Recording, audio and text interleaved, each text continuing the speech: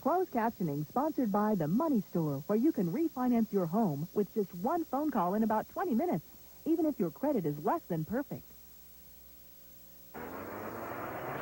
You're watching KSTW, Northwest 11. Now with the first news for Western Washington.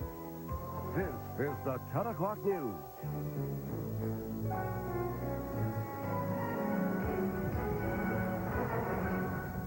Batten down the hatches, a wild windstorm whipped through western Washington, knocking out power to more than 100,000 people.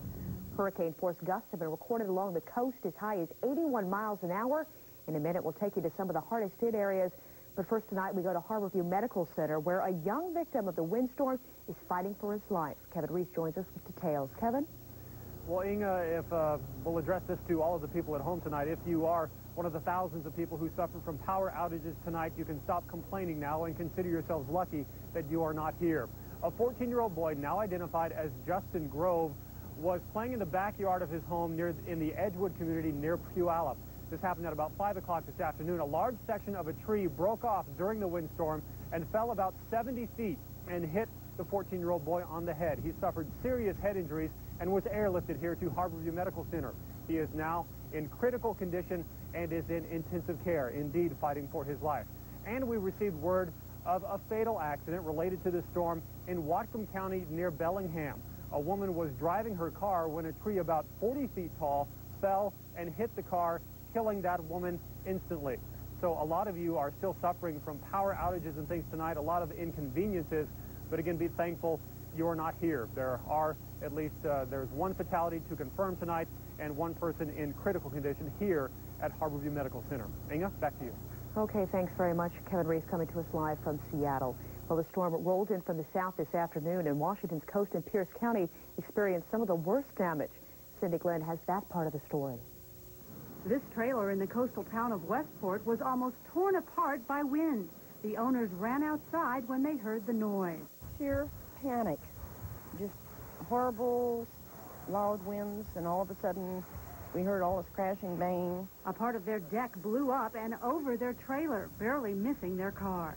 The owner of this house wasn't home, but wind knocked an old tree down, cracking the roof. No word on how bad the damage is inside. Evergreen State College students got the afternoon off. Heavy wind and rain cut all electricity there. We waited a while until the campus decided that the power wasn't going to come on soon, and they officially closed the campus. The Narrows Bridge in Tacoma was closed too after this trailer flipped in a gust of wind. 3 lanes of traffic were shut down during rush hour. And this was the scene all over Puget Sound. Trees in power lines cutting off electricity to thousands of people. Crews are working round the clock to restore electricity to everyone. In Tacoma, Cindy Glenn, the 10 o'clock news. Now at this hour, more than 100,000 people are without power. Here's how it breaks down. In King County, 70,000 customers have no electricity. In Pierce County, 27,000. Now in Snohomish County, we know that there are a lot of people without power, but because of that power, we're having trouble getting information. There's Pierce County at 27,000, and right now in Kitsap County, 8,000 residents are in the dark. Well, as we mentioned, King County suffered extensive outages, but in the Seattle area, many of the lights have already been turned back on. Meg O'Connor joins us live now from South Seattle with details. Meg? Well, Inga, take a look at this. Does this look familiar? It's called an insulating stack, and it's supposed to be suspended from one of those big poles up there. I'm going to set it down. It's kind of heavy. That is a major artery, and that has caused this neighborhood to be without lights tonight. But as you said, the situation has gotten better. Earlier, there were 14,000 customers, Seattle City Light customers, without power. Tonight, the number has dwindled to about 500, and we met a family in the situation that this neighborhood is in. Tonight's felt a little bit like a surprise camping trip for the Johnson family, getting along with candlelight and a warm fire. But they say doing without modern conveniences has actually been kind of nice. Well, it's very cozy. I like candlelight. Dinner was simpler than usual, just some cold salads and sandwiches. What the family is not looking forward to is cold showers. They realize that we can't take long hot showers, so I think that's what we will miss, especially tonight. Outside their window, power crews are working to bring them a hot shower by morning. High winds brought power lines down across the region. Why, that baby went boom, boom, and the branch caught fire, but it didn't last very long. High winds whipped the coast of Alki Beach, but with temperatures in the 50s, it was still warm enough for one West Seattle resident to stand and watch the choppy surf roll in. Now, work continues on this line here. This crew is hoping to get the lights back on by morning. The rain continues to fall. The wind has died down significantly, although it does bluster every now and then. And Nick Walker joins us with more details on this sloppy weather. Nick, what can you tell us? Is it going to end soon? Well, sloppy it is indeed, and as you're finding, the rain is still a very real factor in our weather. The wind is indeed dying down all over the state and will continue to diminish overnight. But we did have some very gusty winds around the area today. Destruction Island on the north to mid part of the coast had an 81-mile-an-hour wind gust earlier in the day. Westport out on the coast, a 71-mile-an-hour gust. Bellingham was at 70 for their peak wind. Oquim at 67. Enumclaw saw a wind gust of 60 miles an hour. And Tacoma, 46-mile-an-hour wind there. So very gusty indeed, down to more like the 15 to 30-mile-an-hour range over most of the area. And probably by tomorrow morning, we'll see the winds even dying down even further. However, the rain is still going to be a factor in our forecast for a little while longer, at least a few days. Inga? Nick, let me ask you, just to clarify once again, a hurricane is how many miles per hour, just to let people know how strong these gusts are? Hurricane force winds are being clocked from like 74 miles an hour on up. So an 81-mile-an-hour wind, yeah, that's definitely hurricane force. Okay, thank you very much, Nick. And, of course, we'll talk to you more about the weather coming up in a little bit. Well, in other news tonight, the witness defense attorneys have been waiting for took the stand today in the O.J. Simpson double murder trial. Mark Furman, M-A-R-K-F-U-H-R-M-A-N. Detective Mark Furman quickly found himself confronting allegations that he's a bigot. A woman named Catherine Bell alleges Furman made racial statements back in the mid-1980s. Then he said if he had his way, he'd gather all... Am I allowed to say the N-word on the show? You can say whatever he said. What did he say? Yeah, he said he'd gather all the niggers together and burn them. Furman denied making the statement, and he denies knowing Kathleen Bell. Both sides of the Simpson case consider Mark Furman's testimony crucial. Well, the man accused of killing 3 people at the King County Courthouse was back in the courthouse today. Timothy Blackwell was formally charged for the murders of his wife and 2 of her friends. Jameson Wong reports. Timothy Blackwell was quiet and showed little emotion as his attorney on Blackwell's behalf entered pleas of not guilty to 3 counts of aggravated murder and 1 count of manslaughter. Prosecutors say Blackwell last week, in this same quiet way, killed his wife, her unborn child, and 2 of her friends. At today's arraignment, victims' rights advocates showed up with a promise.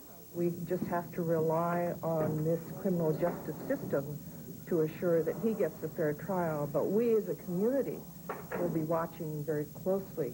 Here on the 2nd floor of the courthouse, it was business as usual. A small bouquet of flowers in memory of those who were killed. Last Thursday, gunshots brought court business to a stop. You get a better idea of the panic and chaos from this video inside the courtroom. 2 King County police officers run outside to see what was going on in the hallway. Meantime, the people inside the courtroom duck for cover. Many say these few moments will forever change the way business is done here. For evidence, you need only look at the metal detectors at the entrances to the courthouse. In Seattle, Jameson Wong, the 10 o'clock news. And prosecutors have 30 days to decide whether to seek the death penalty against Blackwell.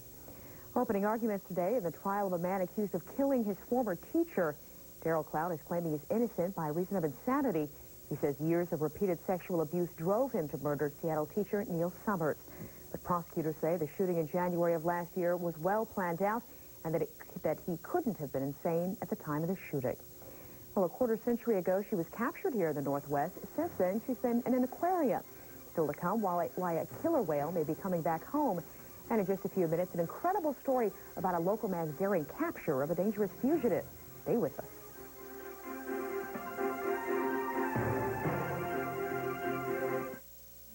Northwest 11 will soon be the new home of CBS. Right. We've heard all that.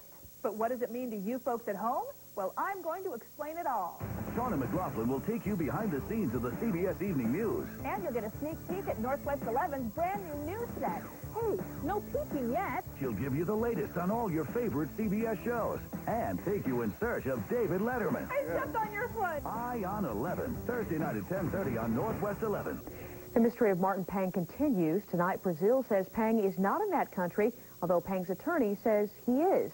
As you may remember, Martin Pang is wanted in Seattle for the deaths of 4 firefighters. The 4 died while fighting an arson fire at his parents' warehouse. Last week, Pang was featured on America's Most Wanted. Since then, police have been getting tips from viewers all over the country who claim to have seen the fugitive. Well, although those viewers seem to care, people today are often criticized for not caring, for not wanting to get involved. But you're about to meet a Burien businessman who was not afraid to chase down a dangerous felon and drop him with a karate kick. As Steve Williams reports, the FBI considers Mark Storer to be a hero. He grabbed the money off the counter along with the paperwork, ran through the door and down the street. The suspect who grabbed the money off Mark Storer's desk was Henry Cervantes, a man who had tried to get this impounded car released from Burien Towing last Saturday. What Mr. Storer didn't know when he ran out to get into his tow truck to chase the suspect was that Henry Cervantes is wanted in Lodi, California for aggravated assault for trying to run over rival gang members. Then he ran back and was looking over his shoulder as he ran and tripped over this wall and landed in a parking space on the ground here. As the chase continued across the street, the suspect pulled a knife and sliced Mark's jacket, but Mark didn't stop. The suspect was running along the market here. You were chasing him. What happened here? I gained up speed, jumped in the air, and kicked him in the back. And he fell down like this? Yes, he fell on the ground right here, and he twisted around, still had the knife in his hand, and was still swinging the knife around. Neighboring business people joined the hunt, and the demoralized suspect was eventually arrested by police inside a laundromat. All in a day's work for Mark Storer. In Burien, Steve Williams, the 10 o'clock news. And at one point, Mark Storer actually kicked the money out of the suspect's hand and recovered all $575. Well, another fugitive captured tonight, this one of the 4-legged variety.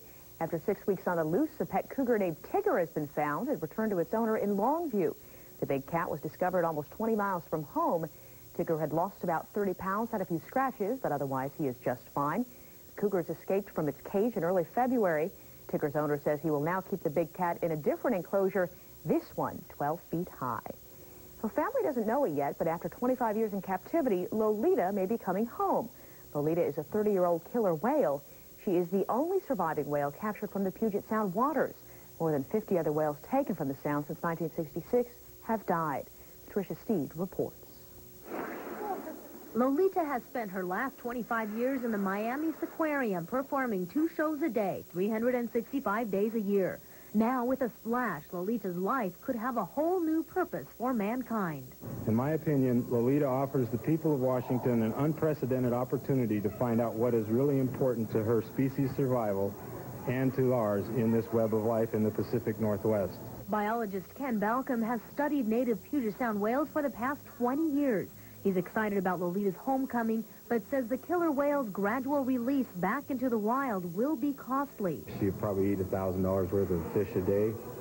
She'll require training staff. We're looking to raise a total of $2 million at this end.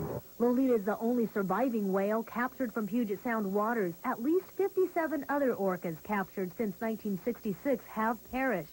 Most of Lolita's family members are still alive, and Balcom believes Lolita will be welcomed back into her pod.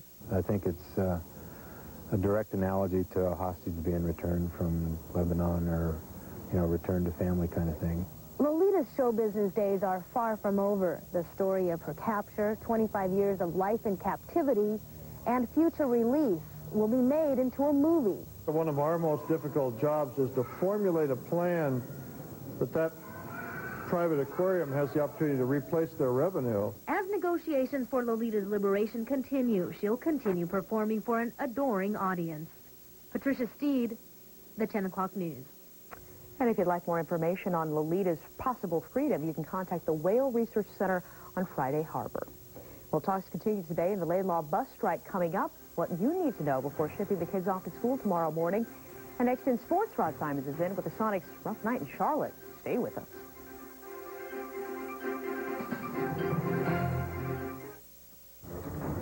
Narrow Margin, Saturday at 8 on Northwest 11.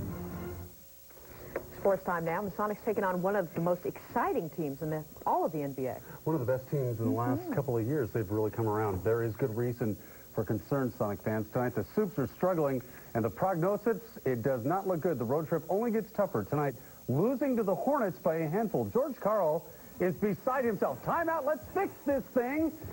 Oh, and they couldn't do it early. Alonzo Mourning had over 30. The nice slam there. He was trouble in Tacoma a couple of weeks ago, and he's trouble now. Sean Kemp tries to deliver. The Sonics actually led 10 points down the stretch, but a 20-9 run did him in. Really? Well, look at the passing. The ball never touches the floor. Larry Johnson with a nice lay-in. Charlotte wins, beating the Sonics. Your scorecard shows it. Alonzo with 35 points. They sweep the Sonics this season. Actually, that's not their third straight loss. Their third in 4 games. They're in New York Saturday at 5 o'clock right here on Northwest 11. Tonight, more denials, but Michael Jordan is back. He will rejoin the Chicago Bulls. His airness officially retired from basketball, but with the ongoing baseball strike, his dissatisfaction with that whole process and sitting in limbo, he's coming back. But there are some who say he shouldn't. I hope he stays retired for his own sake. And I think his impact on the game can be no greater. He did it all. Indeed. Portland over Miami, San Antonio by a bucket, and Indiana just beats Sacramento. Turning time for Washington and time for Chris Gobrecht's crew to turn it up. Win 2 to end the season and then lock up a home court start in the NCAA postseason to Heck Ed, where the Cal Bears are in town. Not the toughest opponent, right, Chris Gobrecht? Well, they were down at halftime, but there was some great hustle. Look at the dish to Rhonda Smith. She was awesome tonight. Karen Murray, probably the best basketball player to ever play at Washington. Rhonda Smith passes her right there. Huskies win. Your scorecard shows it, 89-69. There is Rhonda Smith's 24 at half. Cal led. And don't forget, Saturday, time moved up to 1 o'clock. University of Washington and Stanford. Pac-10 scores show Stanford beating Washington State. Cougars are out of the NCAA berth. You can almost bet there. Mark Stanford at the buzzer. Washington beats Cal. And UCLA over Oregon State. Oregon takes care of SC. Big dance under the dome continues for a handful of AAA teams. Tonight, an awesome East Side matchup. Lake Washington, that's the 7-footer. His name, David Stirring, 5 points in the last period. Donald Watts does business. Look at hit, 23 points. Here are your winners today, real quickly. Mercer Island, Lake Washington, Evergreen, and Sammamish. Those are your final 4. Prairie, Kent Meridian, Foss, and Mountain View on the girls' side. On the boys, 2 of the state's top teams, regardless of classification, added under the wooden roof. O'Day and Seaholm. Seaholm actually stays close early, the nice dish there. But the man tonight was Jason Perry, as has been. Watch the pass down deep. The big guy scores. Here are your final 4 on the guys' side. Franklin, Mark Morris, O'Day, and White River. On the girls, it's Franklin, Blanchette, Enumclaw, and to be decided as we speak. Well, we'll let you breathe now. Okay. A lot of sports. Thanks a lot. Rod. Well, coming up next, the latest on the negotiations in Seattle school bus strike. That's coming up. Also ahead, Nick's back with the latest on this dangerous windstorm blowing through our area. Stay with us.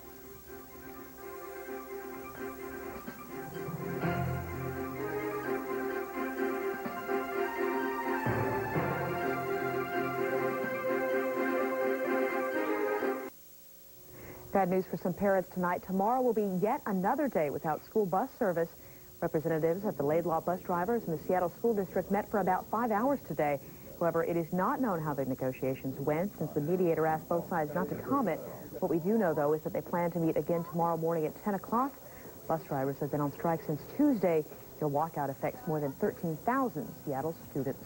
Well, Seattle students, grown-ups, everyone affected by this windstorm. You said your little son almost got hit by a piece of a tree, too. Well, actually didn't get almost hit, but saw this massive tree fall in our backyard. Took out a little bit of our Scary fence stuff, today. yeah. Definitely scary. Good news is that all the winds are diminishing.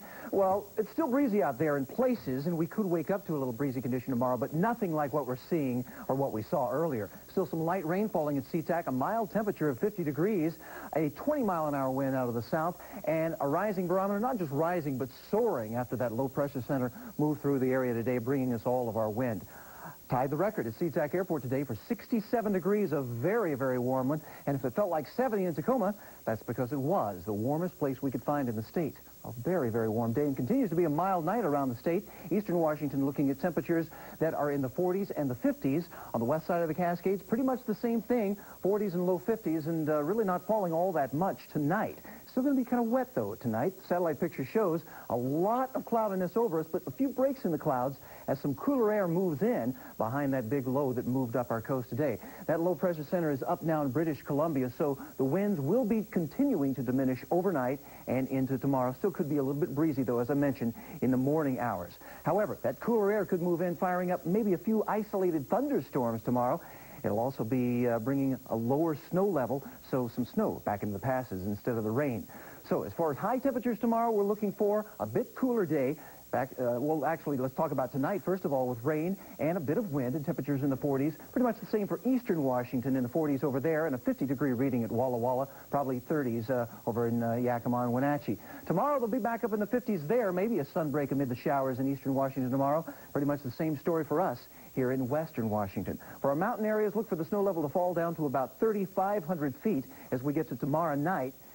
So a mixture of rain and then becoming a little bit more snowy as the day goes on. 5-day forecast shows basically cooler as we get into the weekend, and still the showers remaining with us, drying out as we get into Monday, but another system returns with warmer temperatures and more rain for Tuesday. Oh, well, at least that strong wind is over for now. For now. Okay. Thanks, Nick. And that'll do it for this edition of the 10 o'clock news.